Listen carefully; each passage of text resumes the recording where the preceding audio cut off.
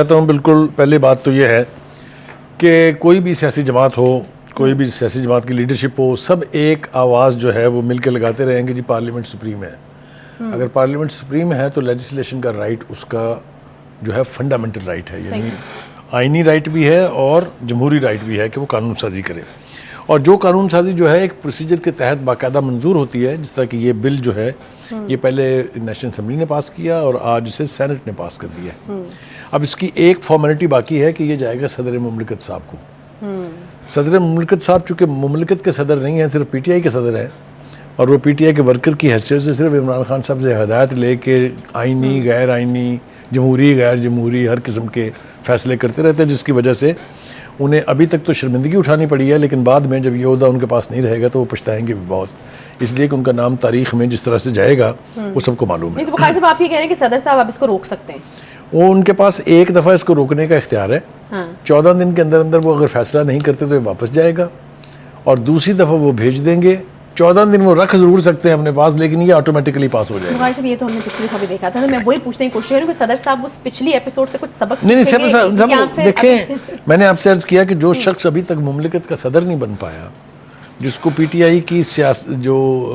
P T I کا interest ہے وہ فرصت ہی نہیں لینے دیتا، تو اس نے کیا کرنا ہے؟ مجھ سے زیادہ توقع رکھنے کی ضرورت نہیں ہے۔ میرے خیال سے وہ وہی حرکت فرمائیں گے، حالانکہ انہوں نے کل ہی ایک انٹرویو میں یہ کہا ہے کہ ضروری نہیں ہے کہ میں اس کو روک لوں، میں تو دیکھوں گا صورتحال کیا ہے، اس کے مطابق میں فیصلہ کروں گا۔ لیکن میرے خیال سے اس کے لیے 2-4 چیزیں جو ہیں وہ ہمیں پھر یہاں پر بھی ڈسکس کرنی پڑیں گی۔ وہ یہ ہے کہ اس جو قانون پاس ہوا ہے اس کا مطمع نظر یہ ہے کہ ایک شخص کے پاس کوئی ایسا اختیار نہیں ہونا چاہیے جس کے اوپر کوئی چیک اینڈ بیلنس نہ ہو، صحیح، اور وہ اختیار ہے سپریم کورٹ کے چیف جسٹس کا، سو موٹو کا۔ قانون نے سو موٹو کا اختیار ختم نہیں کیا ہے، صحیح، وہ ان کے پاس ہے، لیکن سو موٹو ایکشن کس مسئلے پر لیا جائے گا اس کو ڈٹرمن کرنے کے لیے انہوں نے کہا ہے کہ ججز کی، سینئر ججز کی ایک کمیٹی بن جائے گی جو اس ایشو کو طے کرے گی کہ کیا یہ واقعی نوٹس لینے کے قابل ہے، تو پھر چیف جسٹس صاحب اس کے اوپر نوٹس لے پائیں گے۔ سو یہ جو تاثر دینے کی کوشش کی جا رہی ہے پی ٹی آئی کی طرف سے، کہ جس طرح میں ابھی ذکر کروں گا، مختلف لوگوں نے، عمران خان صاحب نے تو یہ کہا ہے کہ جناب یہ تو حملہ آور ہو گئے پارلیمنٹ جو ہے عدلیہ کے اوپر، پرویز الہی صاحب نے کھلواڑ کہا ہے۔ ہاں نہیں، وہ انہوں نے ساتھ یہ بھی کہا ہے کہ پرویز الہی صاحب یہی فرماتے ہیں کہ جی عدلیہ ہماری ریڈ لائن ہے۔ بھائی وہ سبھی کی ریڈ لائن ہے، پاکستان کے تمام شہری جو ہیں ان کے اوپر واجب ہے کہ وہ اس کا احترام کریں۔ فواد چودھری صاحب یہ کہتے ہیں کہ پوری قوم جو ہے وہ عدلیہ کے ساتھ کھڑی ہے۔ بھائی آپ کے کہنے سے کوئی فرق نہیں پڑتا، قوم کو پتہ ہے کہ جو اعلیٰ عدلیہ ہے اس کے ہر حکم کی تعمیل جو ہے وہ ہونی چاہیے۔ جو ایک اور بات کہنی بہت ضروری ہے وہ یہ کہ ذرا سا تھوڑا یہ جائزہ لے لیتے ہیں کہ اس لامحدود اختیار نے نقصان کیا کیا پہنچائے ہیں۔ آج اس کی تفصیل پارلیمنٹ میں بھی آئی ہے سامنے، اور کچھ لوگوں نے ویسے بھی کہا ہے۔ دیکھیے ریکارڈنگ کا معاملہ کتنا بڑا نیشنل ایسٹ تھا، اس کے اوپر کیا ہوا، جو فیصلے کیے اس کے بعد $6 ارب کا ہمیں جرمانہ ہوا ہے، جس کو معاف کرانے کی کوشش کی گئی اور شاید معاف ہو بھی گیا ہے، لیکن وہ پروجیکٹ جو بہت ملٹی بلینر